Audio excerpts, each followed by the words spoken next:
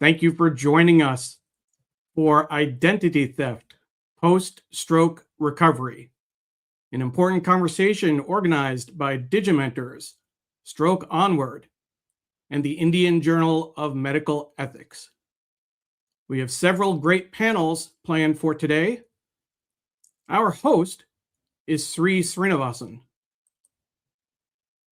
CEO and co-founder of Digimentors and co-host of the annual Nobel Peace Conference.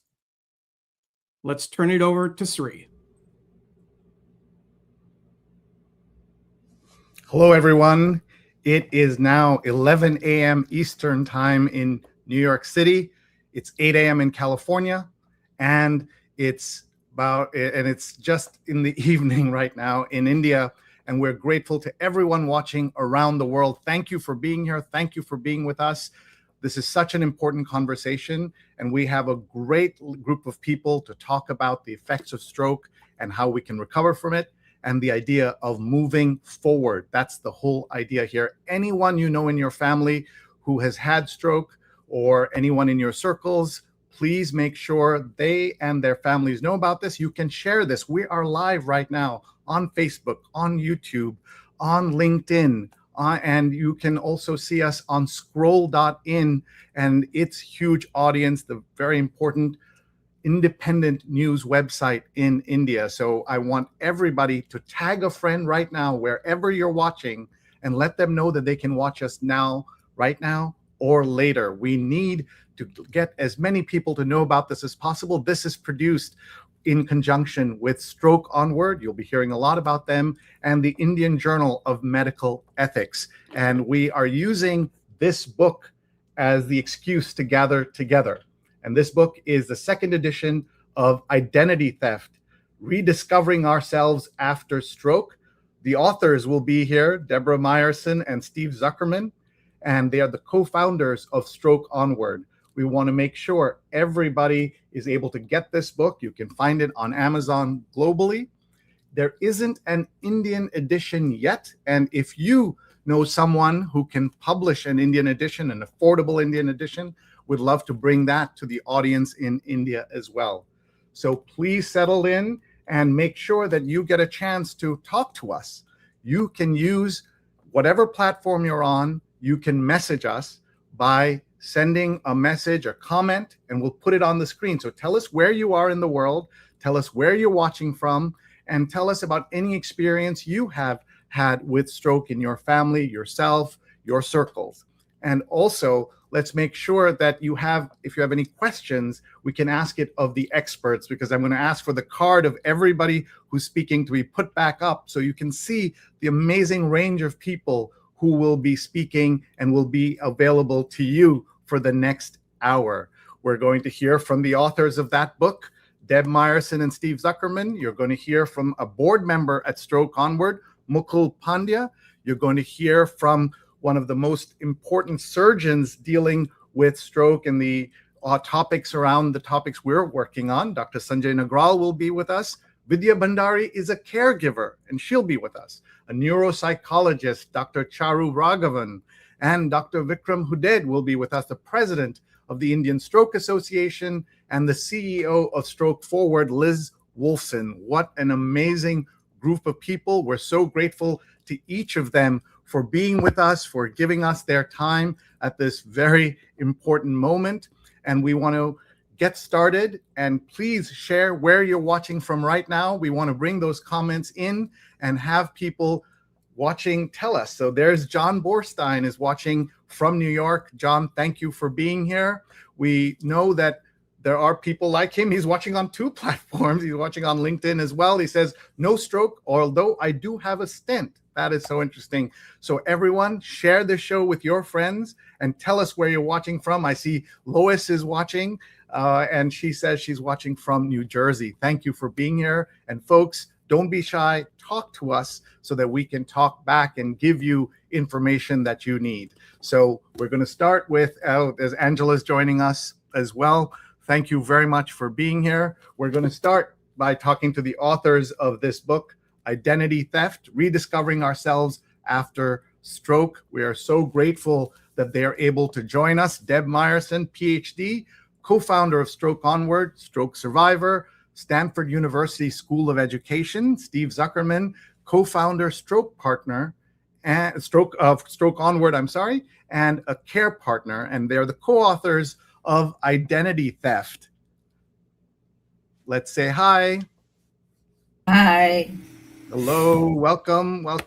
It's early in California. In New York, it's already 11. You folks are up early. Tell us where you are and how you're feeling at this moment. Really good. Yeah. We're in Northern California and just thrilled to be here. And thank you, Sri, and everyone who's helped put this together. We're thrilled for the conversation. Look forward to it. Thank you. So one of the things that might surprise people is that one of the authors of this book is someone who survived stroke and has, in fact, thrived after that. And she's here with us. That's Deb. So Deb, do you want to get us going? Tell us a little bit about your journey. And Steve, both of you can join in and talk to us. By the way, I want to say now people are less shy. So we've gotten more comments of people watching. Here is Rudra watching from Pune. I see Hannah's from Chicago. Sunita's looking forward to this conversation from Madrid. Look at that, all over. Kirsten is a stroke survivor from Massachusetts. Welcome, Kirsten. Thank you for being here. Just great to see everybody coming on here. And please tag a friend. Please share this so that we can all learn together. Over to you, folks.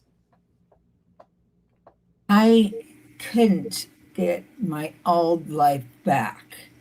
So that makes me ask, who am I now? Writing a book, it was my search for an answer. For me and other survivors, then showing what I learned. The emotional journey is so important but it is no systems to support that.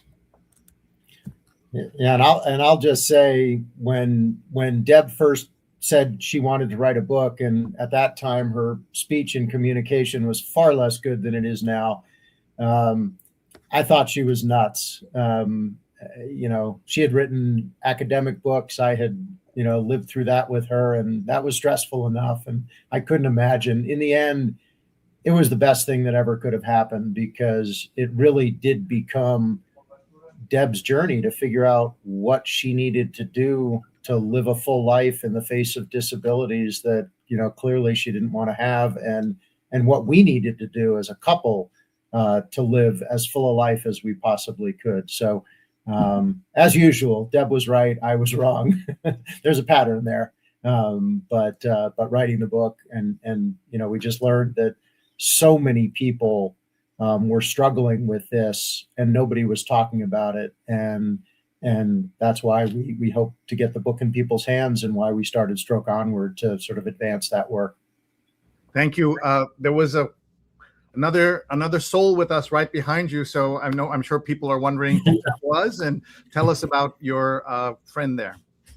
I assume you're talking about our golden doodle, Rusty, who's our constant companion, and we put her to work whenever we can.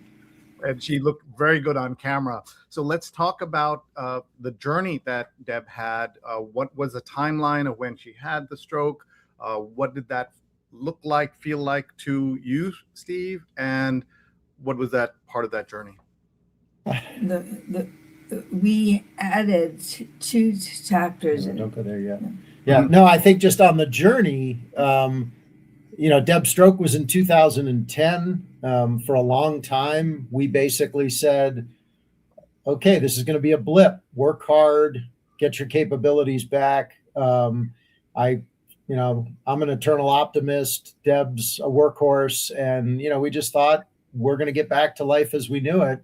And we started by saying it was going to be a 6-month blip, then a 12-month, then a 2-year. And it was really after 3 years when Deb had to give up her tenured faculty position at Stanford because she couldn't go back to that role. that identity crisis kicked in. And that's what led Deb to want to write the book and really put us on the path forward. So, it was, some might say we were being unrealistic in thinking we'd get back to life as we knew it, but that was also good motivation for us to work hard. And, I don't think it was unhealthy. Turned out to be wrong. But that's okay. We had to make a pivot, and that started the kind of a new journey for us. And it's gone so well. I mean, exceeding everyone's expectations, I'm sure, not just the two of you, but also the circles around you, because everybody helps and pitches in, I am sure. For those who are watching and may not realize it, that term tenured professor at Stanford, that is, first of all, one of the highest honors in academia anywhere in the world. And I can understand, having been a professor at Columbia myself, that when you leave that, in my case, I left on my own volition. In Deb's case, not voluntarily. That means so much to you. It is your identity, and that's why the name of this book is so perfect. Because when you first look at it, it's identity theft. Oh, is this one of those technical books about something else? But no, this is about your identities, as important to some folks as their mental health, their physical health, and everything else. So can you talk about that a little bit? You want to? No. I think that was what Deb discovered, turning the lens of her academic experience, which included a lot of work around identity, on her own situation, was just the realization that, yes, we wish we could have, and we hope every stroke survivor can recover all their lost capabilities. But we've had survivors tell us, even though I can pretty much do everything I used to do, having gone through the journey of stroke, I still feel different. Yeah. And Deb really discovered, and now what we're trying to advance and share, is that process of who am I now? Who do I want to be now? How can I live the best life with the capabilities I have, as well as continuing to regain more, is just as an important part of the recovery journey as the medical side. And yet, unfortunately, the healthcare system doesn't put much attention at all on that. And, we know a lot more about the US system than the India system, but from talking to folks, our sense is that's true in both countries and around the world. Sure, that's so important. Thank you. Kijwana is watching. Live in Denver, Colorado. Just commemorated my 12-year stroke anniversary last week, so this video will be very helpful to me at this difficult time. Thank you for being here. Douglas is watching from Trumbull, Connecticut, and Jason is watching from Atlanta, 2017 stroke and aneurysm survivor. Rudra is watching from Oslo in Norway, and Jackie from Boston in Massachusetts. How do you feel hearing all of these countries and names and people coming up, cities coming up, Steve and Deb? What does this mean to you? It's so important. I am really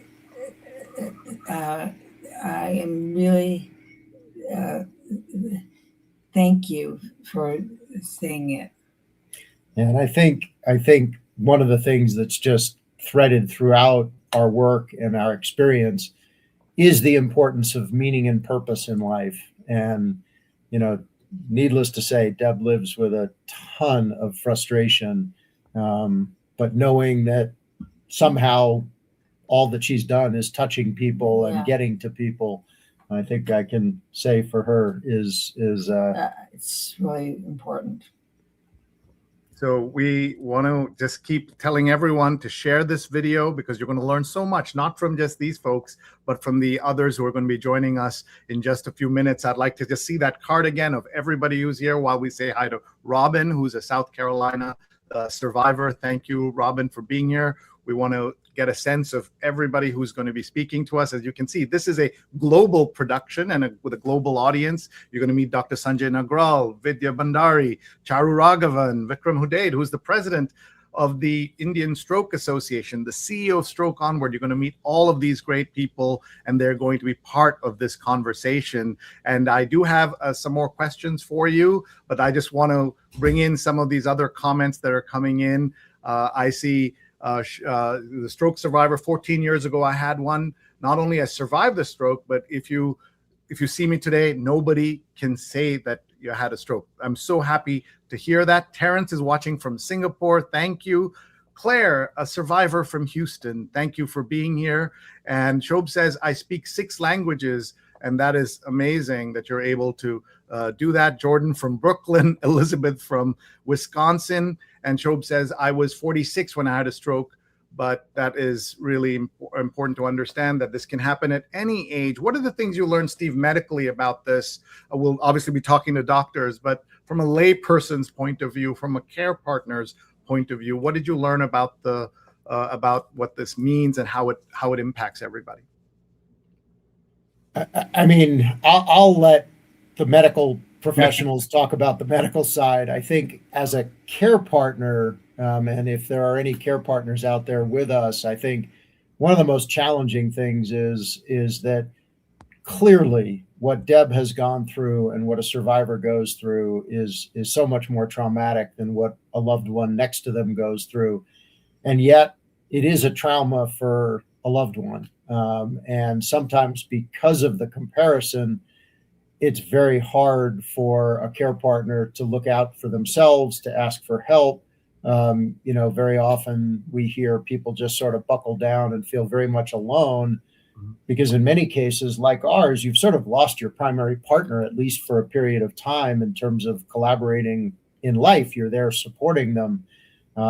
There's something called the ring theory of support. That's kind of a bullseye, and the person with the trauma is in the middle, and a loved one, the person closest to them, is in the next ring, and then maybe kids and extended family in the third ring. And it's pretty obvious that your job outside of the center is to help people inside of you. My job was to support Deb. What's a little less obvious and was harder for me is that I also need to look outside to other people and ask them for help. And that's part of the journey that I would urge anybody close to somebody with stroke is don't suppress your own needs, because if you're not healthy physically and emotionally, you're not going to be any help to the person you love and you're trying to support.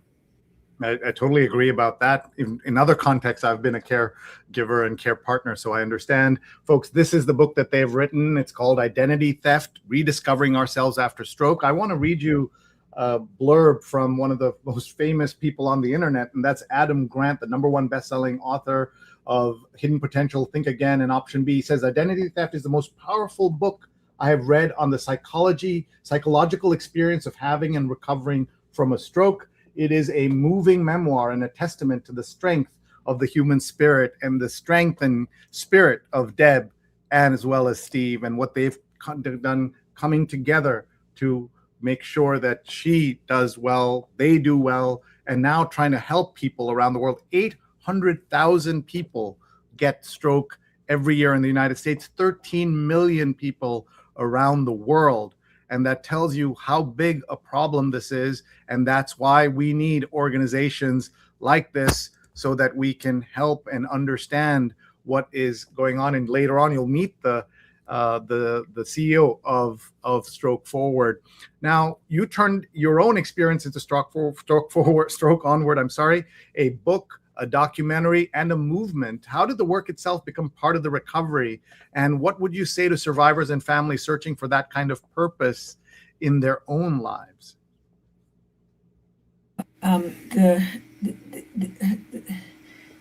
These things mix meaning and purpose through the back to the life. It's important to me. The book is central from the central part of my recovery. You want me to jump in? Yeah. Yeah. And, I'm going to just take a little bit of an aside for those who don't know. So a common, about 1/3 of all stroke survivors suffer from a condition called aphasia, which is a communication disorder.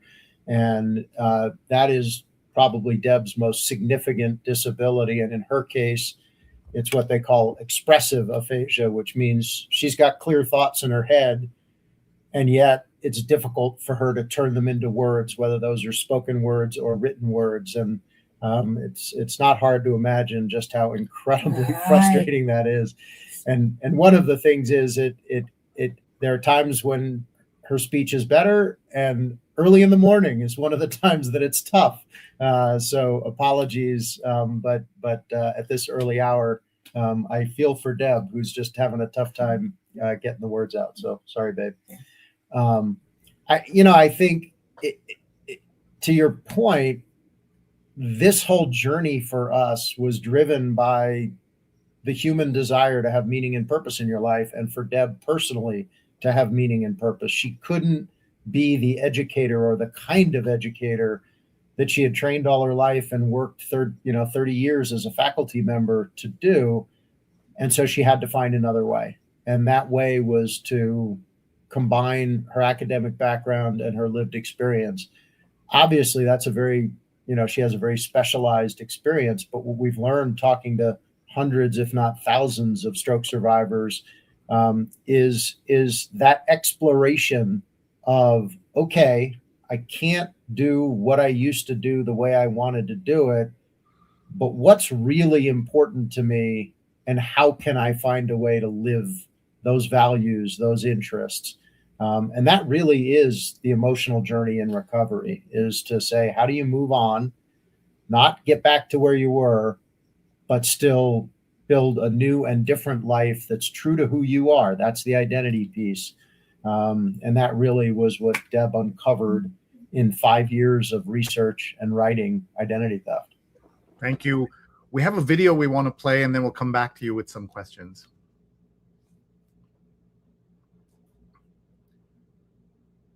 Just a few minute recording of me speaking. 11 Labs software created a voice clone for me. Now I can enter a script like this one, and it will speak for me. Some people ask me if I've worked so hard to regain my speech, why do I want to use a computer to speak for me? First, it takes me a long time to practice a formal talk, probably 2 hours for every 1 minute I deliver. Using 11 Labs, I can give more talks. I can make more impact. Second, I'm trying to rebuild my life with fun things, not just making an impact. If I spend less time practicing, I have more time to do the things that make life fun for me, like time with family and friends, walking, cycling, traveling. Third, I use the software to help me practice my talks, which really is my ongoing speech therapy. Listening to a sentence before I practice it is really helpful. It feels so much better to hear it in my own voice. Finally, some topics are particularly hard for me to talk about. Steve and I were invited to do a podcast about grief. As I was rehearsing what I planned to say, Steve saw me getting depressed. I was practicing over and over some of the most painful stories of my recovery journey. Steve suggested I stop. It was making me miserable. I didn't do the show. But he brought my voice into the conversation using a script I wrote and my 11 Labs voice. Like any tool, speech clone software won't be right for everyone. But AI is driving such rapid technology change, and it is creating so many exciting developments for both improved rehabilitation and adaptation. Both of those can help survivors live more rewarding lives. There you have it. That's her 11 Labs voice clone. So 11 Labs is the name of the company. They spelled out ELEVEN Labs. and that's her cloned voice. So you type something, right, and it shows up like that. Steve, to me, that's like magic. And the way it sounds to me like her. You, of course, know the difference, Steve, and your friends and family watching will know the difference. But to someone like me, it's almost miraculous. How do you feel about that? So I am really impressed. 2 years ago, I am really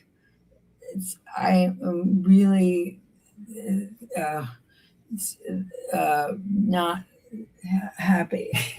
Yeah, one of the things we talked about is we often give talks together, and it's hard for Deb to get into the nuanced thinking that she's doing. And so it would be frequently me that would have to share what I know from our talking she was thinking.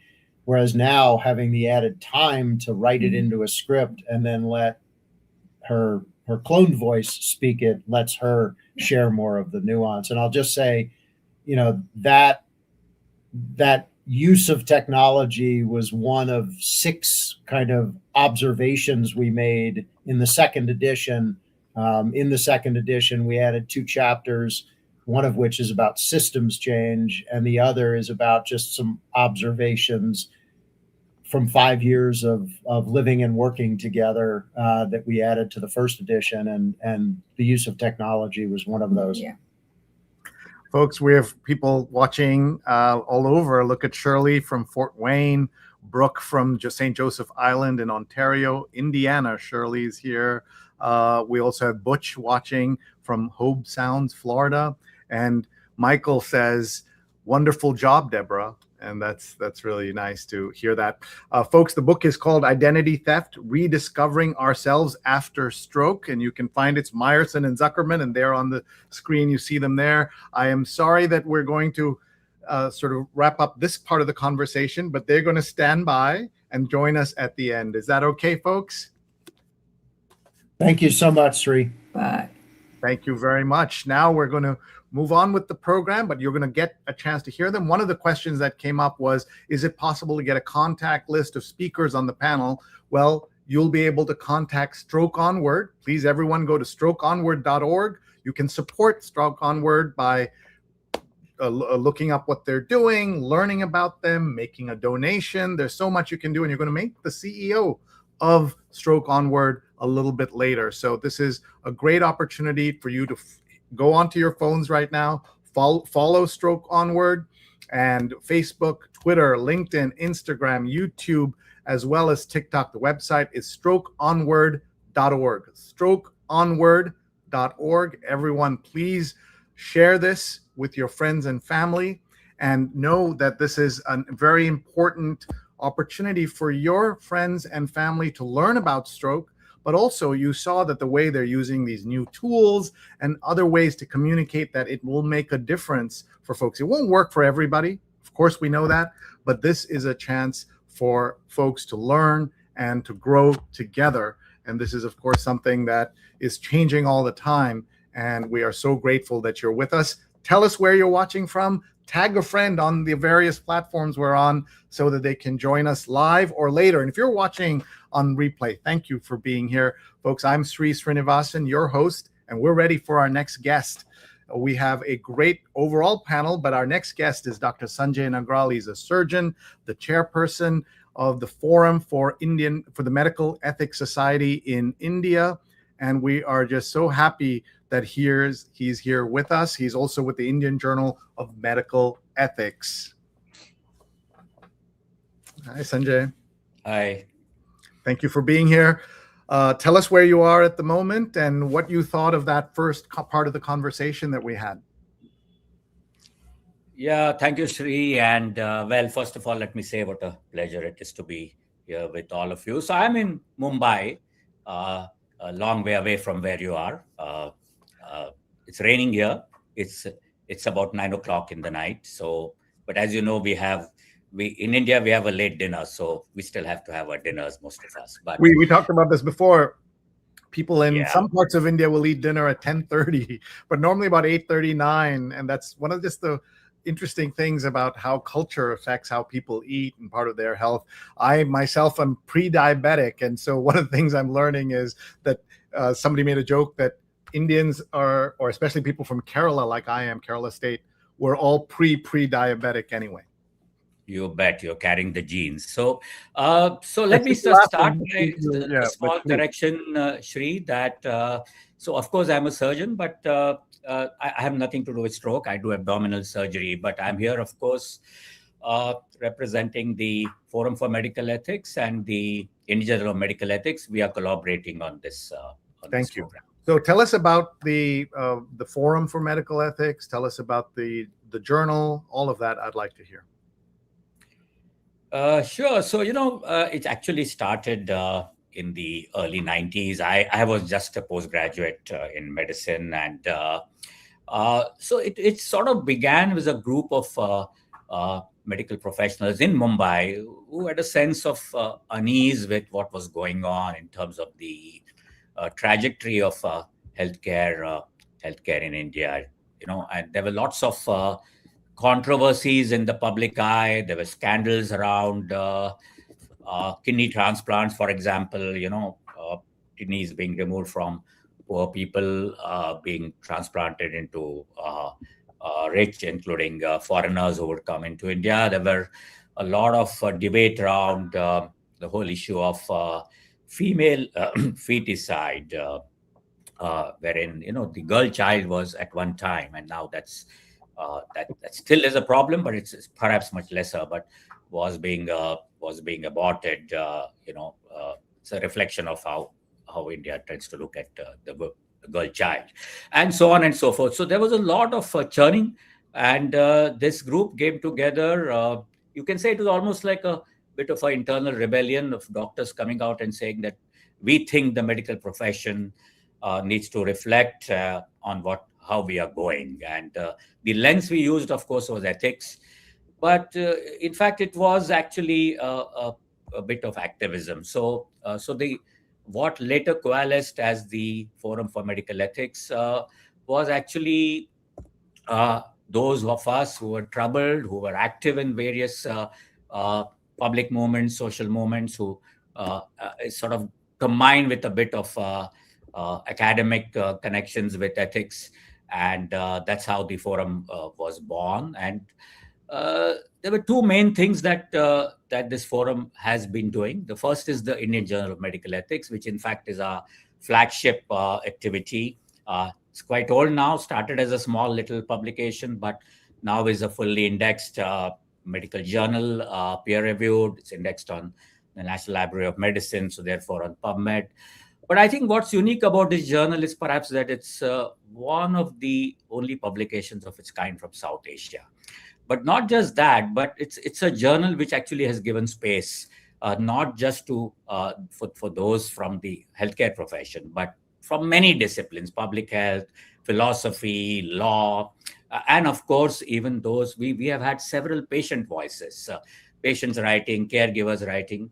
So we are very clear that we want it to become a platform for all those who are part of healthcare, and especially those who normally don't get access to be heard. And so it's a very conscious decision on our part that we give them the platform. Incidentally, it's a full text, online, free. We believe completely that anything around this kind of activity should be open access as a matter of principle. We do not accept any funding or advertisements from either pharma or healthcare industry. We see it as a conflict of interest, which of course means that we have a fair amount of pressure in terms of financial sustainability, but we manage with a lot of voluntary work and donations. We also have a small platform called the National Bioethics Conferences, which we hold every 2 years. In fact, we now have had 10, and the 11th one will be held early next year, where people get together from all over India, and it's almost like everyone involved with moving towards a more humane form of healthcare. Those who are interested in healthcare becoming patient-centric, people-centric, who get together and debate, discuss, and there's a feeling of solidarity. So these are the two main activities of the the Forum for Medical Ethics. Thank you. Thank you for doing that. And I love this idea that what you're doing is free and available, full text. And you can see at the bottom there, it says, help the IJME keep its content free. They're asking for support as little as 500 rupees. That's about $5. So folks in India, you can afford 500 rupees right now. Please go to the website, ijme.in, and make a donation. It will help them support programs like what you're watching now, but all the other great things that they do already. And this really is so important. And for those of us abroad, we may not be able to donate directly, but we can support by getting the word out, talking to our friends in India and South Asia, and helping get recognition to these issues. And as Dr. Sanjay said, there are so many attitudes, cultural attitudes, that affect medical ethics. And I had the honor of being on a bioethics steering committee, even though I know very little about medicine myself. As a communicator, I was on a Columbia University bioethics steering committee, and I learned so much. And I was able to bring not just my communication skills, such as they are, Doc, but also the idea that we should look globally and think globally in all of this. So we really appreciate everything you've shared. And I know you will also come back and join us in a little bit. Anything you'd like to add before you go, Ganesh? And you can say hi to Ganesh from Chennai. So, Doc, anything else you'd like to say before we? Yeah. Just to say that we are very happy to be partnering here, and one reason we are here is because even in India, patients groups, patients' rights groups, our natural allies, and we've been working with them, and a lot of change in India actually historically reforms in healthcare have come from patients and patient groups. So I thought I'd just put that out, which may be of interest for the audience. Sure, that is absolutely true. And you'll be staying, and we'll gather in a little bit again together. So thank you very much, Doc. And now we are ready for our next panel. Thank you for watching, everyone. Tag us, tell us where you're watching from, follow the various accounts we're talking about. You can see the ticker at the bottom. Mark says, hi, Shirley. Mark Brody from Indianola in Iowa. So many folks watching. Trish from Florida, thank you for being here. We really appreciate it. And Terrence says, I totally agree with Deborah on the use of technology to help us in communicating, which is really, really important. And technology and AI can help people with aphasia to overcome challenges we have in articulating our thoughts. It does not replace our thoughts, but it helps us to have a voice. If you missed that part of the conversation, the good news is that everything we do will rerun on all our platforms, so you can watch us then. But now we're ready for our next panel. And thank you, everybody, for staying with us. Our guests are Dr. Charumati Raghavan, who's a neuropsychologist at Poona Hospital and Research Centre, and Dr. Vikram Huded, who is president of the Indian Stroke Association. Welcome, welcome, welcome. Thank you very much for being with us. We are very grateful to have you both here. Hi, Dr. Charu. Hi, Dr. Vikram. Thank you for being here. Tell us where you are and where you're joining us from. Charu, we'll start with you. Hi, I am from Pune, India, and I'm really happy to be a part of this panel. It's a topic I'm very passionate about, so thank you for inviting me. Great. We want to hear from you and what you've been thinking about. What did you make of Deb and Steve? You've been interacting them with a little bit over the last few weeks as we've pulled this together, and you know about the book and you watched them just now. What are your thoughts? I have to say I love this book. I hadn't heard about it till I got to hear about this panel discussion, and I thought that's so relevant. I should go and read it. And I have to say it was so touching. It's a topic that I work with all the time as a neuropsychologist. So I'm so glad that Deb and Steve have put their thoughts in this book and their experiences. I think everyone should read it. It's really moving. And it brings hope as well somewhere. We appreciate that. Thank you very much. Let's go to Dr. Vikram Huded. You're president of the Indian Stroke Association. Where are you right now, Vikram? Yeah, I am in Bangalore. I'm an intervention neurologist in Health Bangalore. Okay, thank you for what you do every day. By the way, between the two of you, you have so many degrees. I couldn't even start to read the both of you have. I think I counted 6 or 7, but that's pretty amazing. Vikram, what did you make of that conversation? What did you make of this book? Your thoughts, please. Yeah, I think it's a fantastic conversation they had, and main thing is patients who had stroke, they should not lose hope. I think the rehabilitation, not only physical, speech, occupation, and psychological, it takes time. So I always give example that when child is born, the child doesn't know how to talk and walk. It takes time. We need to train the brain. In that way, same thing. I think they did the speech therapy, they did physiotherapy, and with time, the surrounding part of the brain, which is normal, will take over the function, and that's how the improvement happens. And it is a stressful journey, and looking at them, I think she has done remarkably well, and with the new AI and all, it is really helping for rehab. Yes, that's great. And you heard what he said, folks. The most important thing for stroke victims is not to lose hope. We don't want to talk about kind of false hope, right, Doc? That's also important, but the hope matters, and families matter, and the care partner matters. All of that has an impact, and so we're so grateful that you're with us. One of the things that I want to hear from each of you is what is happening in India today with stroke, and what is your own experience? How is technology, how is society, all of that affecting the treatment of stroke in India? So let's go to Dr. Charu to help us think this through.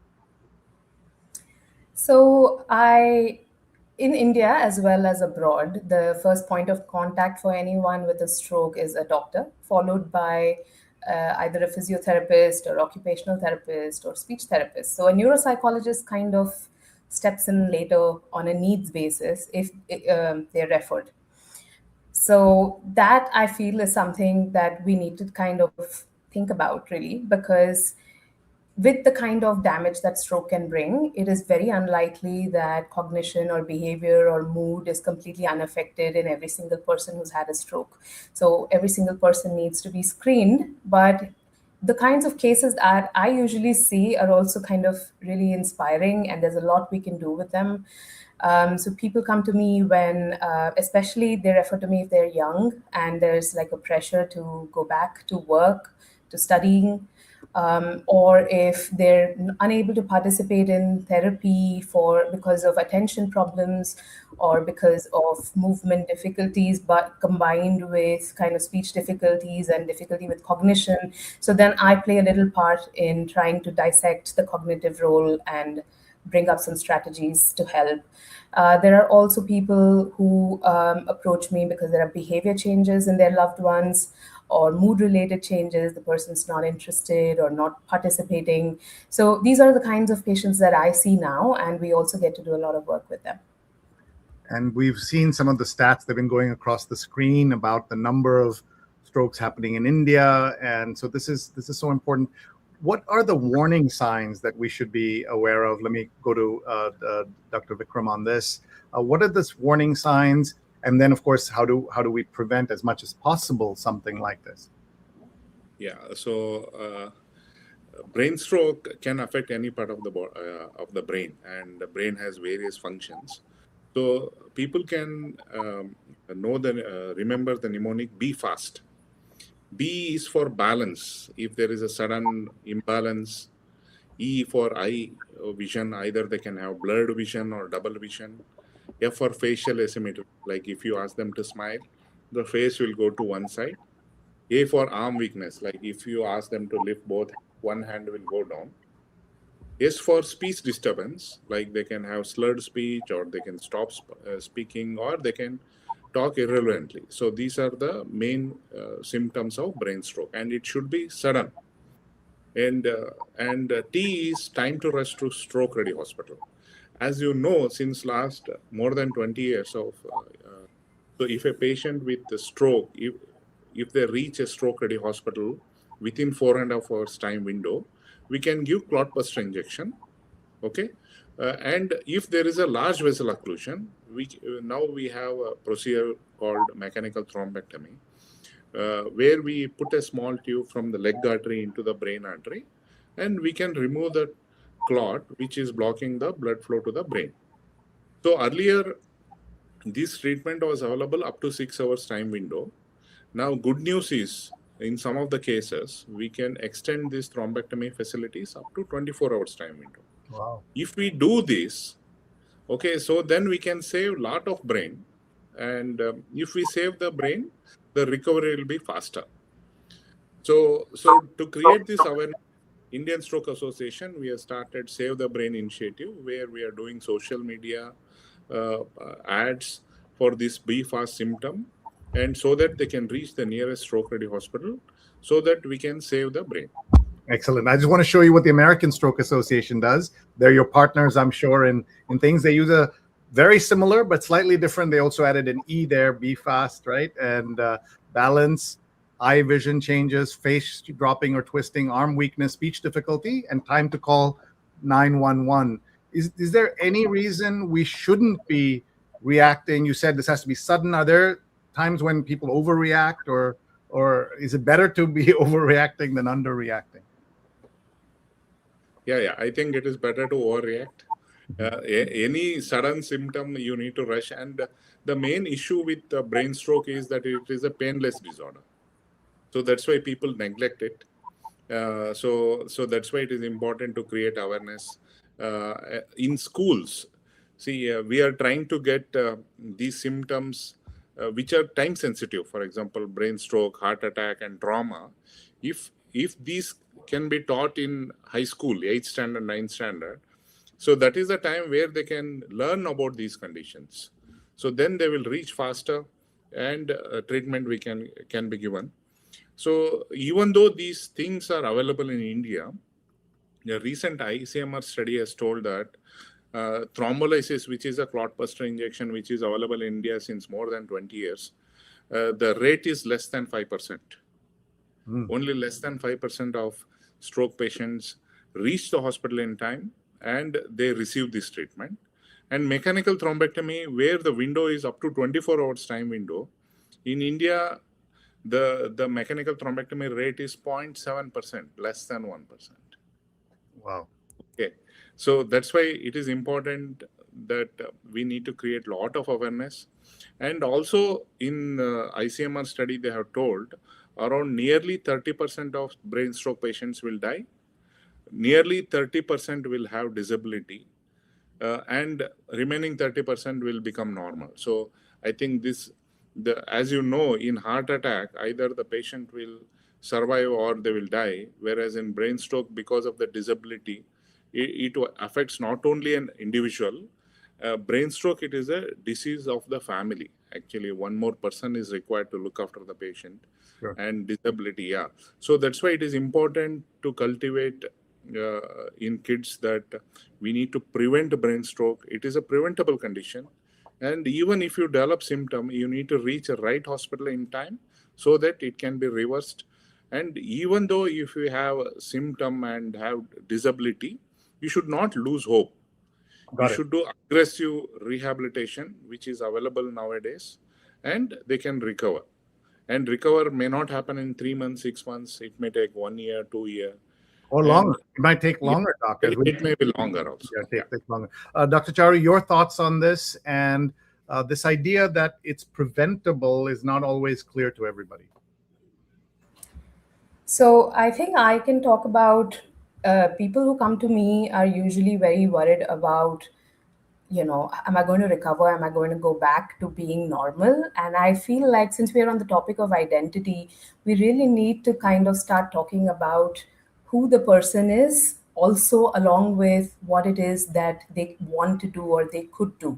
So the minute we start talking about it early on in rehab, you can access more of the patient's self-awareness and their motivation and their mood, and you can support their emotional adjustment as well. So I would feel like in all kinds of spaces, talking about the person's self is so important. Got it. And that's something that we should all be thinking about. Really, really appreciate your thoughts. A final thought from each of you, and of course, you'll also stick around for the questions afterwards. So, Dr. Charu, you first. I just feel like the landscape for stroke care is really, really kind of so alive now. So many innovations happening. I feel like India is kind of coming up with its own model of rehab care, because we are very few professionals, neuropsychologists for like a vast population. So tele-rehab and caregiver education, I think we're doing really well with this. And I think the Indian Stroke Association is doing a lot in terms of advertising about, preventative measures as well. So hopefully the landscape will look better and better as we go with all these efforts. Thank you. And we appreciate everything you're doing. So let's go now to Dr. Vikram. Sri, so 80% of brain stroke can be prevented. So it is important that I need to talk about prevention. Hypertension is the most common risk factor. So if by 35, 40 years of age, if you check your BP and control it, we can prevent stroke. Along with that, other risk factors like diabetes, smoking, alcohol consumption, and these things, if we can control. And also now with the recent CREST-2 trial, we can do carotid Doppler in high-risk cases. So if we can identify there is a blockage, we can give medications and we can prevent stroke. One more important risk factor which people neglect is obstructive sleep apnea. So if we are having snoring and there is an obstruction, these are the risk factors. If we control, so we can prevent brain stroke. So if I can just add, as a person who has sleep apnea and has bothered everybody who has had to be near me, even in a house, people have complained that if they're in other bedrooms, it's a problem. Please work on your sleep apnea. The technology has improved. And I can tell you, Doc, about 15 years ago, I got one of those CPAP machines, and I put it on. It was like you're flying a MiG or a F-26 fighter pilot, and I felt I was gasping, and I said no. But the new technology is so much better. So I'm just reaching out to everybody who has sleep apnea, who snores, who irritates their sleeping partner. Please work on it. It's not just about the noise.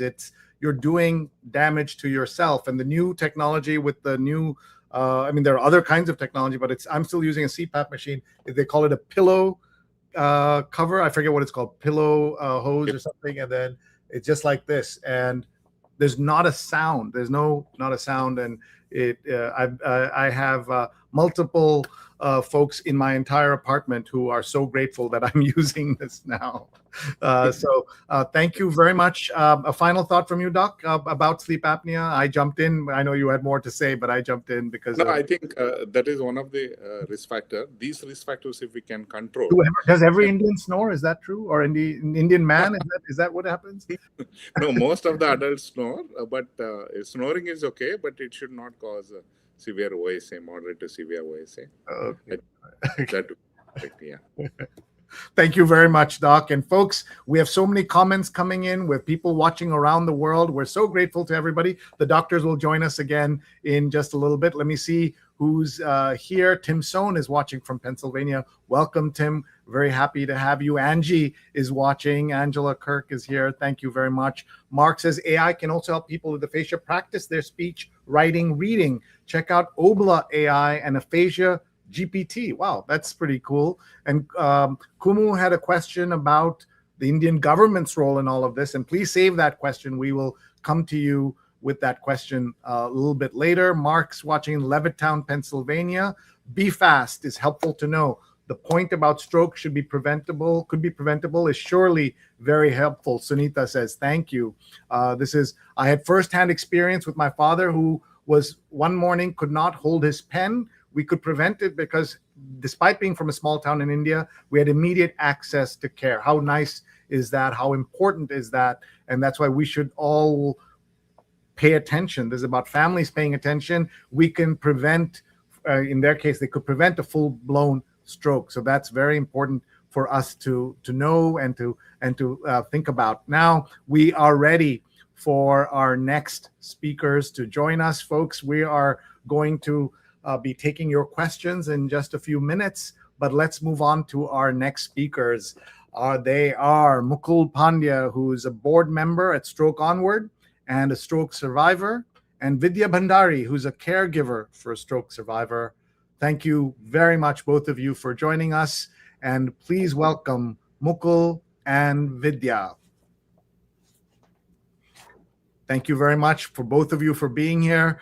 I have had the honor of knowing Mukul for 30 plus years, and he is an amazing journalist, writer, teacher, mentor, friend who had his health issues. He's going to tell us about them, especially the stroke that he went through. And as a result of that, we would have might in another time with another person not been able to see not just what he has done as a writer and thinker, but someone who's bringing together people to help with stroke. He is a board member of Stroke Onward, and that's why we're so happy to have him here and be part of this journey with us. Thank you very much, Mukul, for being here.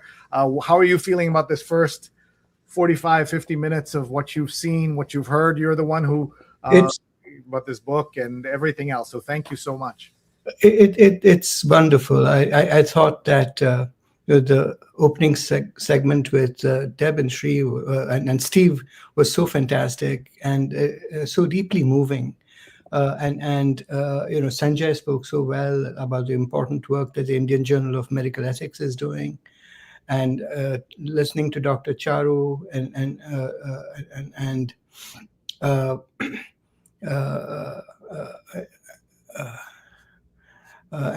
Dr. Dr. Vikram. And Dr. Vikram was so fantastic. So thank you, and you've been doing a fantastic job, Sri, and just keeping the conversation going, and just watching all the comments from the speakers is so and the people who are in the audience is so moving. So thank you very much. Thank you, and we want to hear your story in just a minute, but I'm going to just bring Vidya in to hear from her. Vidya, where are you? Tell us your story a little bit, please. I'm actually from Pune, and I'm representing the other side of the coin where I'm a caregiver. So it was wonderful to hear from Deb, Steve, because Steve is a care partner, and then the inputs that we got from Dr. Vikram Huded is really helpful. Some of those I think have percolated down to school level also. So yeah, it was still good to see it reiterate, and everyone should know about it so that you can identify the different the way you can get stroke as well as it. So you're a technical person, you're an AI and cloud solutions architect. Tell us how you came to be a caregiver. So it was unexpected because there was no family history, and unlike the other person who mentioned in the comment, we were not so lucky to reach the hospital in time despite being in Pune. He had 3 seizures before we reached the hospital. So there was an intense period of critical illness. So he was in the ICU for a very long time. And with 3 seizures, really the prognosis was not very good. But today I'm happy to say, after, like you have mentioned, it's not a short journey. After years of therapy, he is back to working. And AI that everyone talks about, so he does have aphasia. So he sometimes is not able to read as fast as he was able to do before. So he has bounced forward. I just told him that maybe some of the family discussion gurus, maybe you can summarize it. So he's a technologist. He wrote something so he could summarize the WhatsApp messages, and he's good to go. So that is fantastic. His technology came, AI came into picture, and he's able to keep up with whatever is happening in the family group. So yes, we are in a good space. Good. But I understand what you're going through. Yes. Tell us where you are right now. I'm in Pune right now. Okay, so we have 2 Pune, we have Bangalore, we have California, we have Mumbai. So this is a really global conversation. Folks, if you're watching live, please tell us where you're watching from. Please tell us how stroke has affected you or your interest in this topic. Everybody should be interested in this topic because it matters. It affects so many people. Mukul, you built a 47-year career as writer and editor and then suddenly couldn't type or write.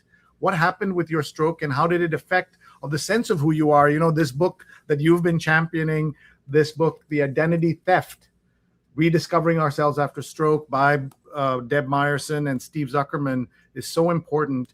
This idea of identity theft, talk about that and how you dealt with it, because I know you only as someone who cares immensely about communicating, talking, sharing, writing, being there with people. Thank you, Sri. So in a way, as many people have said, a stroke can happen very silently. And that's exactly what had happened to me as well. I found one morning I was trying to answer some emails and I just wasn't able to type because my fingers kept hitting the wrong keys. It would basically, it almost felt like my hands had stopped listening to my brain. And the reason I discovered later was that in the beginning, I didn't realize I had had a stroke. I just thought it was exhaustion because I'd returned from a journey. And anyway, luckily, my wife and daughter, figured out that my symptoms were serious, and I was diagnosed with a pontine lacunar stroke, which is what happens when an artery that supplies blood to a deep part of the brain is blocked. And I lost the use of the left side of my body.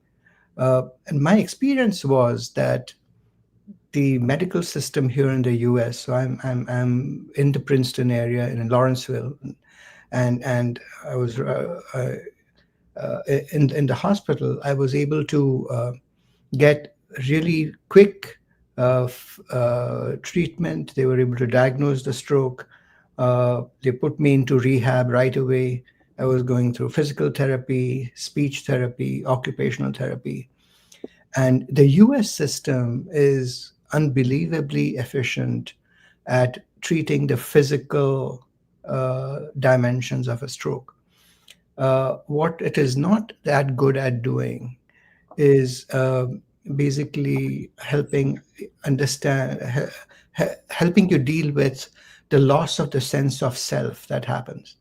Because as you said, after 47 years as a writer and editor, I couldn't write or edit. So the question, as Deb said in her segment, I didn't really know who I was and whether life as it had become had any meaning anymore.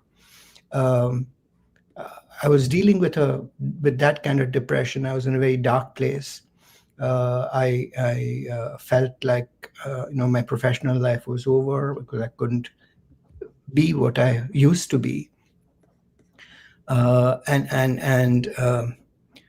Luckily, what happened is, and to be perfectly candid, I'll say that I had reached out to a friend of mine to help me gather information about an organization in Switzerland that would basically, euthanize you legally and painlessly, because I felt that life as it had become had very little meaning for me.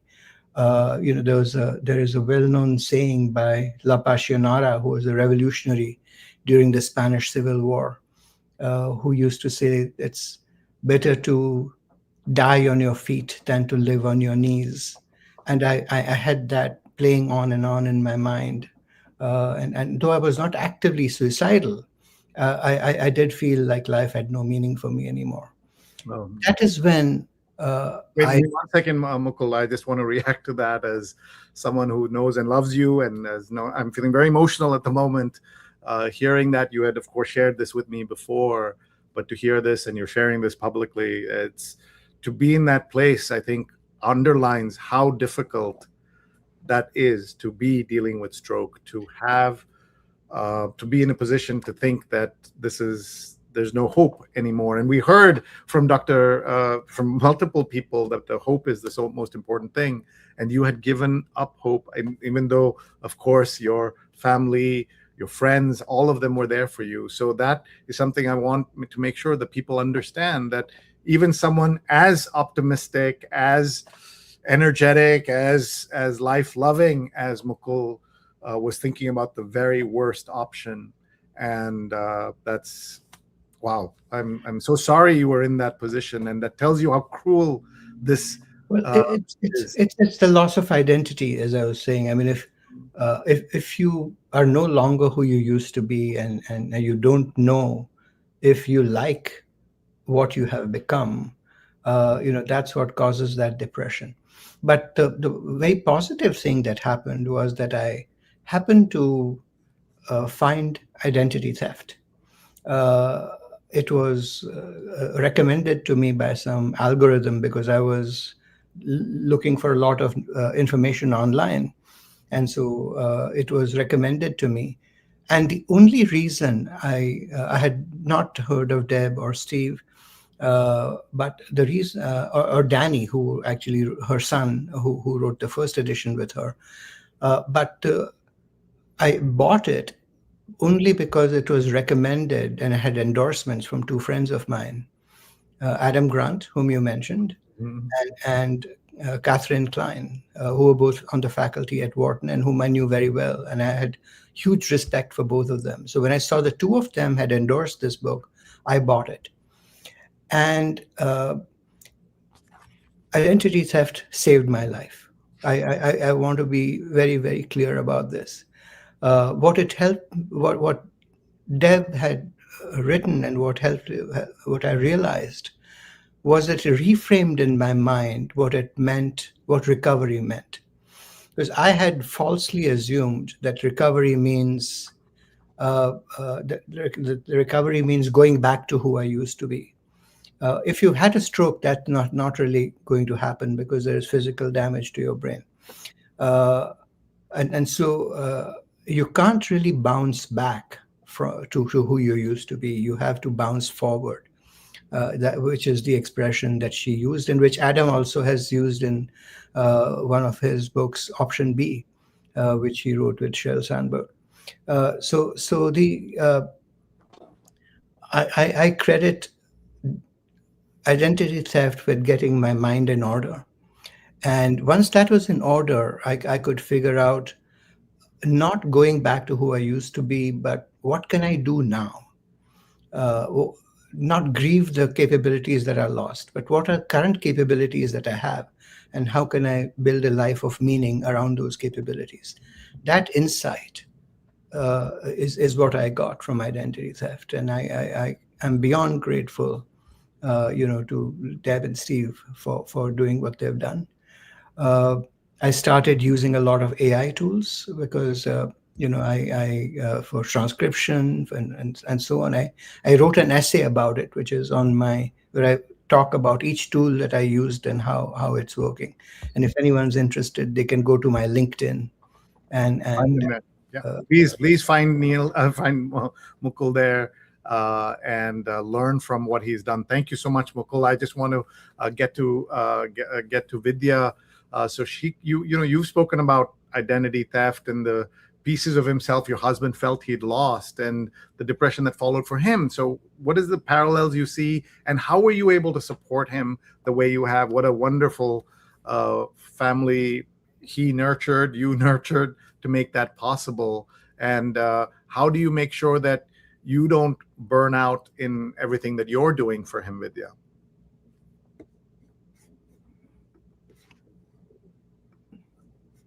Sorry, you're muted. Go ahead. Yeah. As far as helping him out at that particular junction is concerned, initially I was not aware, as in I was busy with taking him to the different therapists, being with him for a different therapist, understanding, waiting anxiously for the medical reports and all that. So this part that he was losing a part of himself from on the emotional side didn't really impinge on me until some time later. And then also one of the points that Dr. Charu was mentioning, it is not as streamlined as in US, so I did not know all the different therapies that he needed. So I was looking more on the logistics side. But once I sort of realized, I helped him get more in touch with his friends, ensured that his family talked to him more often, even if there were simple things that he could do. Like I mentioned, he's a technologist. I encouraged them one of the inputs that I got from Dr. Charu also was on that point, that he can do the things that he likes, that he's interested in, even if it is a little bit on the slower side. So those were the things I did. As far as caregiving yourself is concerned, yes, to a large extent, I didn't expect the burnout to reach that kind of stage, but it is something that I read a book from the caregiver side, which really helped me. To me, it was like a diary in which I did not have to write, because every sentence that I was reading helped me go through this journey. I used to read that on my phone when I was waiting for the therapy.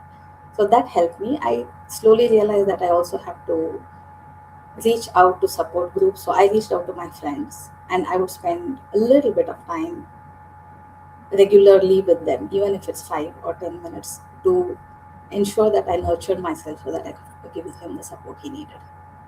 Thank you. That was so important that you were able to share that. I think the book you were referring to is "Who Cares" was the book that you were referring to. So that's from another perspective and very important. So we're going to pause this part of the conversation and bring you all back for the group session. But before that, we'd like to now bring on our CEO from Stroke Onward to talk to us, Liz Wolfson, to share some of the resources they have for survivors and their families, and really for folks to understand where they can go from here, what they can learn. So please welcome Liz Wolfson. Hi, Liz. Welcome to the show. I know you've been listening patiently. Tell us where you are and reflect, please, on the last hour or so. Awesome. Thank you, Sri and Neil and Digimentors. It's an honor for our team to be here. Stroke Onward, as you've heard, is the result of the experience of Deb and Steve. And there is a team that has the honor of trying to figure out how do we take this one story and move it towards systems change so that the systems of care for post-acute stroke recovery are taking into account rebuilding and rediscovering a life, not just a body. And so that's the work that we're focused on. In that regard, one of our biggest launches happened within the last year called the Stroke Onward Community Circle.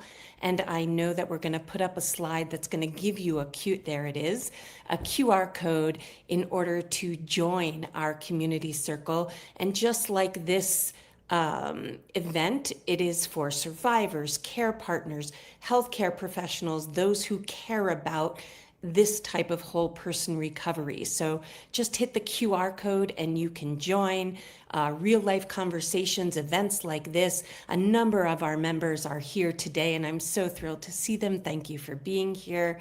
In less than a year, we have way less than a year, like 9 months, we are hitting over 1,000 members and representing all of these groups. So please join. It's not just for those in North America. We have members from all over the world, so thank you. Also, our website that continues to grow really has all the links to the books. We've talked about guides for the books, guides for those care partner groups or survivor groups who want to use the book in conversation with each other. Our founding story, the documentary that you mentioned, and we haven't talked about the fact that part of what Deb and Steve has done is that they got on a bike and rode across America, supporting these conversations in, I believe, 22 stops across the country. And so watch the documentary. It is incredibly inspiring. And then the last piece that you see a QR code about at the bottom is that, as was mentioned at the beginning, we are looking to continue to push Stroke Onward into communities across the country. And so if you on this event have any relationship to folks who are in the publishing world in India and can help us connect to make sure that the book is available and affordable, please fill out that form through the QR code, and we'll keep doing our work to getting these conversations to you. So that is the quick piece, and we're thrilled to be here. You can connect with me through the website, and our team will be happy to continue these conversations into practical approaches and applications. So thank you so much for allowing us to be here today. thank you for help making this happen. So it's clear there are so many ways in which people can get involved, and especially I love that you want people from around the world. We have folks watching from Europe, from India, from across North America. We are so grateful to everybody who's here. Please look up strokeonward.org, strokeonward.org. Follow them on all the various social media platforms: Facebook, Twitter, LinkedIn, Instagram, YouTube, TikTok, and they also take donations, so you can support them. We're going to just make sure everybody understands that there are multiple ways you can help. Donating cash is great. Volunteering is great. Following on a channel, if nothing else, that's also great. But just get involved and help folks like Liz and her entire team make a difference in the lives of the various people who have been affected by stroke. So I think we're ready to go to Q&A and bring everybody back. So let's do that, Liz. Let's see everyone. So you're going to meet in a second again, Deb, Steve, the authors of the book, Mukul, one of the stroke survivors and a big fan of the book. Dr. Sanjay Nagral is going to be here, who's our ethicist. We are going to meet, and a surgeon, Dr. Vidya Bhandary, a caregiver. You're going to meet Dr. Charu Raghavan, who's a neuropsychologist. You're going to meet again Dr. Vikram Huded, who is the president of the Indian Stroke Association, and Liz is here already. So let's have the giant show of everyone. Hi, folks. Great to see all of you. Thank you so much for being here. What an hour plus. I think we're going more on kind of what we call Indian stretch time than we are on American time, but that's okay. I know Sanjay said that he'll have a little late dinner, but that's okay for us as well to have all of you here. Let's just go through some of the comments and questions, but I'm going to go back to Steve and Deb just to reflect. They've been off camera the longest. What have you felt watching all of this? I mean, just appreciation for y'all for making this happen. Mukul, it's just been a gift to us to get to know you and have you involved in our lives, and you really were the vision behind this session, and we can't thank you enough. I think it's Look what happened just now. Jason just bought the book on Amazon. Everybody buy the book on Amazon. Get identity theft.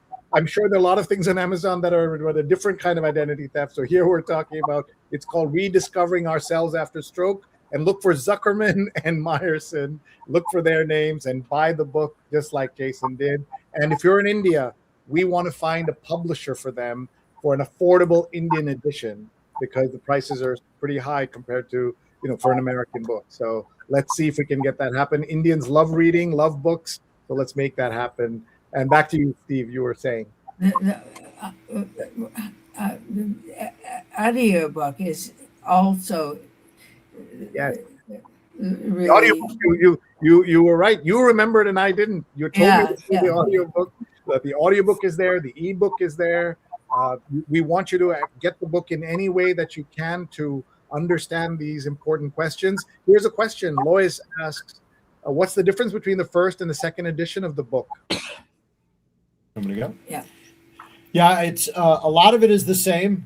We kind of updated kind of our story, 5 more years of living as a post-stroke couple, and then added 2 chapters at the end. The second, the first of those 2 chapters really just shared some observations and insights that we had in those 5 years.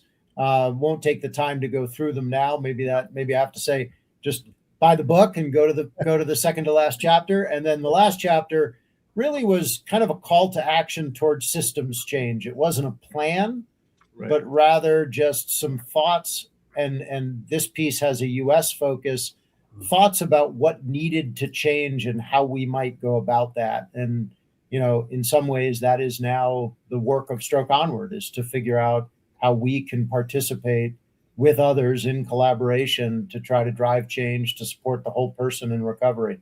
I'd like to see the grief and the stroke success, the 20, the book is the the 22 chapters. Yeah, so I'm just going to read you. Chapter 20 title is 5 More Years of Living, Working, and Learning Together. And chapter 21, Building a Movement to Catalyze Change in the Stroke System of Care. That's more America-centric, but people will learn no matter where you're watching. Look at Keith. Identity theft is fantastic. I shared it with my therapist, and I'm also beyond grateful for this book. You heard that, I'm sure he has conveyed this to you. Mukul said this book saved his life, which is such a testament to something like this. We're just going to look through some of the comments that have come in. Lois also says there's identity theft toward the caregivers also. And we heard from Vidya in a very important, empathetic way that what happens to caregivers. So I know, Vidya, you will agree with this completely. Yeah, and let's see some of the other comments that have come in. Sunita says, Mukul, I've heard you earlier. It's a moving journey. All of you are underscoring that bouncing back is possible. Identity theft, therefore, will remain a significant contribution. How lovely is that? Shruti says, at Stroke Support India, for persons with aphasia, we have regular communications practice sessions. I host these group sessions for people. Anyone can join these free sessions. Thank you, Shruti. Please tell us in the comments where you're doing this so that people can understand. That's great. Shruti, thank you. And Kristen promises to tell everyone about this book. That's great. If you can afford to buy the book, please buy it. Otherwise, tell everyone about it. It will make a difference. It's a Nautilus Book Award winner. Tell us about that, Steve. What is that? Just, when a book comes out, our publisher looked for places where it can be honored, and we were very pleased that early after its publication, it was recognized for its significance in the healthcare arena. Always helpful to get some external recognition. Yes. Recognition. Exactly. We have a couple of more questions and comments, and we got to wrap up because we've gone way too long. But can one of our Indian experts please jump in and tell us what is the Indian government's role and approach and involvement in fighting stroke, helping people recover, et cetera, et cetera? Who'd like to go? Yeah, I will go. I think Indian government, in every state, I think it is different. Few of the states, they started giving thrombolysis free of cost, and few of the states, even mechanical thrombectomy, they are giving free of cost. So in that way, in Ayushman Bharat scheme, for stroke patients, there is a package where they can utilize that package and take treatment, not only acute care and also rehabilitation. Great, thank you. And Dr. Sanjay, yeah, please go ahead. Yeah, I just wanted to add that just to give a perspective. So, there is a lot of good intention, but I must say that access in India is still a huge challenge. And we as doctors must first publicly talk about it. That for most people in India, all this 6 hours and 24 hours is actually a chimera. It's a dream. Because there are many states of India where emergency services are very, very limited. The second challenge, of course, is that our healthcare system, unfortunately, is still very expensive. And this is one of the things we should unlearn from the Americans, that we brought in private care, and that's a problem. Because for many people, entering a big private hospital is a shock in terms of the financial load. We are going the insurance way, which is not the best way, in my view. And we are going to see those challenges. So I think the government needs to step in. This is life-saving treatment of emergencies. There is an effort in the Ayushman Bharat scheme, which is the Prime Minister's scheme, is trying to cover a large number of Indian citizens now. But I think we have some way to go. Thank you. Charu, Dr. Charu, your thoughts on this? I don't actually have any thoughts on this aspect but I will say that, not about the government, but awareness and access, there are definitely issues for rehabilitation. there are lots of, so I did a survey in 2023 with some Indian stroke patients and caregivers, and while 80-90% of people had cognitive psychological issues as much as physical issues, only 7% actually took any kind of help for their mental health issues or cognitive issues, which is ridiculous. So I just feel like awareness in not just in the community, but also medical care system, and the importance to be given to this kind of conversation. I mean, that's what's got me here, honestly, because I want more people to be able to talk about it and think about it. Srishti is from Pune and is practicing physiotherapist. Thank you for what you do. This is another comment from Shruti. Identity theft post-stroke is real. I'm a caregiver. Most of the caregivers share this as first points in their conversation. Impacts the person affected, and with aphasia, it makes it more difficult. And then suddenly you're known as Steve, I'm sure, encountered this idea, as Vidya did, that your main identity now is the caregiver rather than everything else you were before.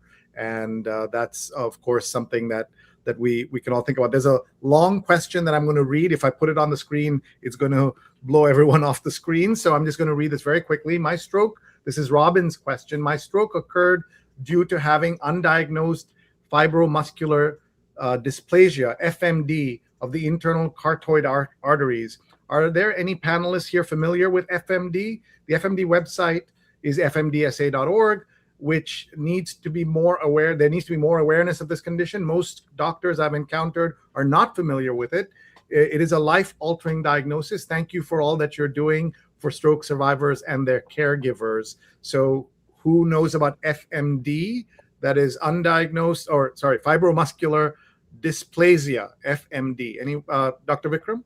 Yeah, so fibromuscular dysplasia, it is one of the type of disease which can produce stroke. It is uncommon, means it is rare. So most of the stroke case, what we see is because of the cholesterol deposition producing atherosclerosis. But when we do angiogram, we can identify fibromuscular dysplasia and we can treat accordingly. So that's something that that can be done. While I have you, Doc, can you go through BFAST one more time?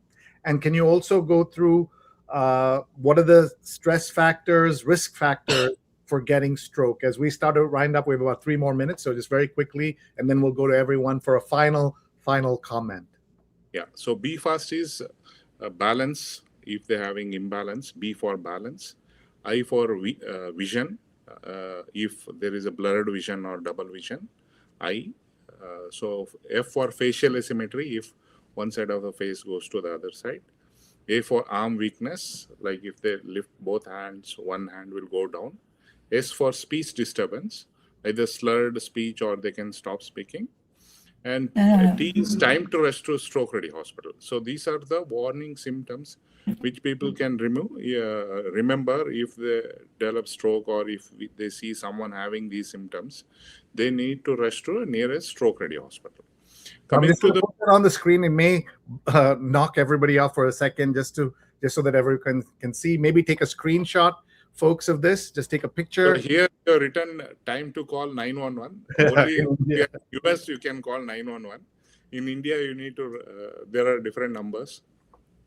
So that's good. But the same idea is that we have to be fast. We are going to be fast, right? So everyone, please take a photograph of this with your phone or share it, and look up the Indian Stroke Association's website and learn about the programs that they're doing there, because they're so important. And you were going to very quickly tell us the risk factors that we should all watch out for. I heard diabetes. I heard sleep apnea.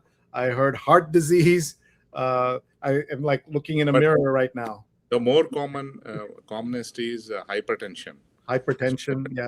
That's one factor for brain stroke. Okay. Then comes dyslipidemia, cholesterol, diabetes, smoking, alcohol consumption, atrial fibrillation, sleep apneas. All those things are the other risk factors. The number one, around 70% of stroke. Let's put on the screen, use your CPAP machine. I think he's telling me to make sure I use my CPAP machine. Yeah. Sorry, you were saying the number one thing? Yeah, number one is hypertension. And also, if you have multiple risk factors, you can do carotid Doppler And if there is a stenosis, we can give blood thinners. If it is very severe, we can do angioplasty and stent and prevent a stroke. Thank you so much. Okay, we're going to do this in record time. Everybody has 30 seconds to give us a final thought. We'll start with Dr. Charu, then Dr. Sanjay, then we'll go to Vidya, and then I'll point out the others. But Charu, please, your final thought.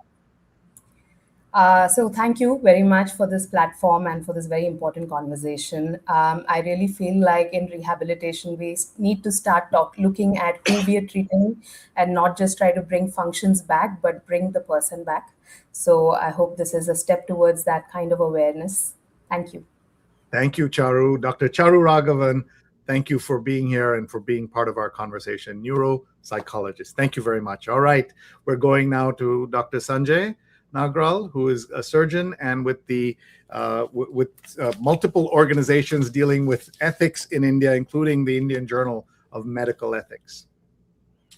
Thank you, Sri. And well, what do I say? I think we must learn from our patients. I think we must talk more to our patients. We must learn from them. That's the kind of thought I have when I look back at the last 1.5 hours. Thank you so much. iijme.in is where you can learn some more of the organizations that he is representing. We're so grateful to him. Dr. Vikram Huded is next. Thank you so much from the Indian Stroke Association. Thank you, Srinivas. As I said, brain stroke is a preventable and treatable condition. So prevention is the best option available. And if you develop stroke, you need to reach a stroke-ready hospital where we can give treatment by thrombolysis or thrombectomy. And even after that also, if there are residual symptoms, so we can do rehabilitation and patients can improve. Thank you. Excellent. Thank you so much, Dr. Vikram. And please, everyone, check out the Indian Stroke Association. And you know that there were more than 500,000 incidents of stroke in India just last year. Tells you how important it is. Thank you, Dr. Vikram. Over to Vidya Bhandary, who is a caregiver.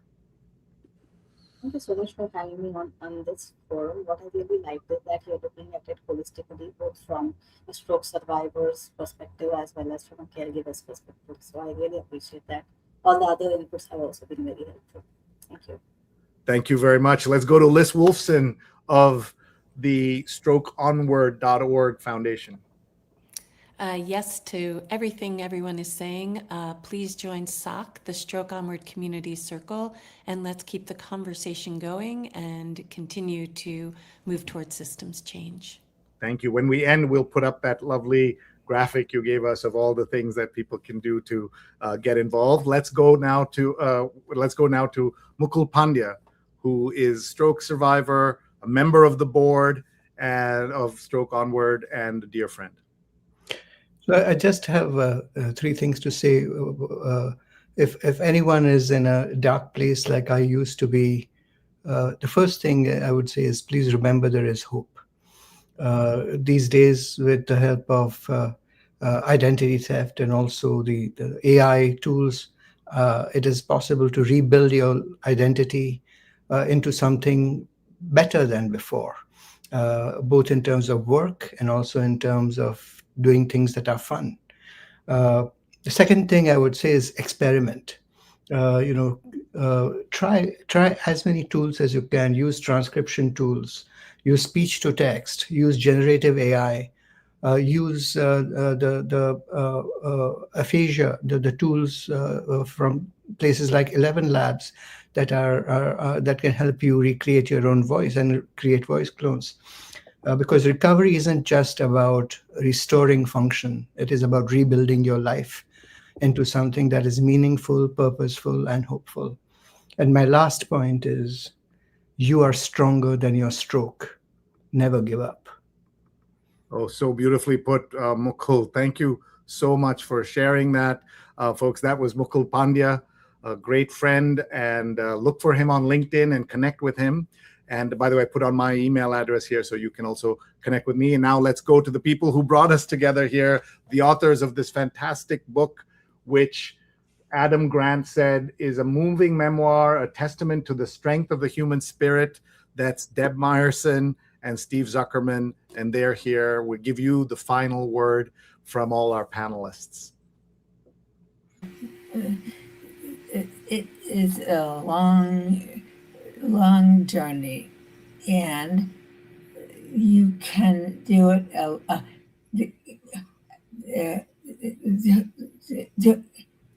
Can't do it alone. Lean it and your friends and family. Go ahead, lean on me. Yeah. She's leaning away from you there, Steve. I noticed that. I'll reiterate what others have said, and Dr. Vikram, preventing stroke is critical. Improving rehabilitation is great. And if either prevention or rehabilitation becomes 100% successful, we'll happily go out of business. But until then, and I think that's forever, what other people have said, Dr. Charu, Mukul, we have to redefine what recovery means to not just be getting your capabilities back, not be getting back to your old life, but building a great life in the face of the trauma of stroke. And just really appreciate everyone. That's the movement we're trying to contribute to, and hope you'll join us. Thank you very much. And folks, that was Deb and Steve, and they not only wrote this book that I want everybody to get, Identity Theft, Rediscovering Ourselves After Stroke, but you also must watch their documentary and get involved with strokeonward.org if you're in the US, or if you're in India, help them find a organization in India, publisher that will make an accessible Indian book. Let's just look through some comments and then we're out of here. This is David saying, ask Mukul about his wonderful essay and his co-authorship about creativity in the age of AI was central to his recovery efforts. Lois says, caregiver supports are so very important. Brooks says, thanks so much for sharing. It's wonderful to hear from our colleagues in India and to celebrate the ever-increasing synergies with Stroke Onward. Very informative, says Jonathan. Shruti says, thank you for this session. It's an important topic. Such discussions with families of stroke-affected people is very important. Sunita says, thank you for this brilliant conversation. And somebody who says they just joined, if you just joined us, as somebody has just said they did, you can easily find us on all of our channels right after we're off. It'll play again. If you get completely lost, you can email me. There's my email address. Or look at strokeonward.org and look for digimentors.group, where you can find the entire conversation. Now, I'm going to say goodbye while we put on screen the resources that Stroke Onward has. And I want to just say a couple of things while we show you that document. So I'd like everyone to pull out their phone as the document goes up with all the list of everything you can do. I want people to take a photograph or take out their phones and take one of the QR codes, learn about strokeonward.org or the community circle, or help us find someone in India to publish this book. These are 3 actions you can take. There's a supportive community, real conversations, curated resources, and live events and programs. And with that, we're going to see once again on screen all the folks, either by a card or reel, to see them, all the folks who are with us. We're so grateful to you. Thank you very much. What a great group of people voluntarily helping us, giving us their time to talk to you and share health information. Mukul, last word to you then. I just want to say a heartfelt thanks to everyone, and I hope we can continue to work together to make the world a better place. Thank you. And changing how people think about stroke and how they recover from stroke. Right. Exactly. Thank you. We'll say goodbye, everybody. Very informative, says Jay Vijay. Thank you so much. Bye, everybody. Goodbye. Strokeonward.org, everyone. Check it out. Bye-bye.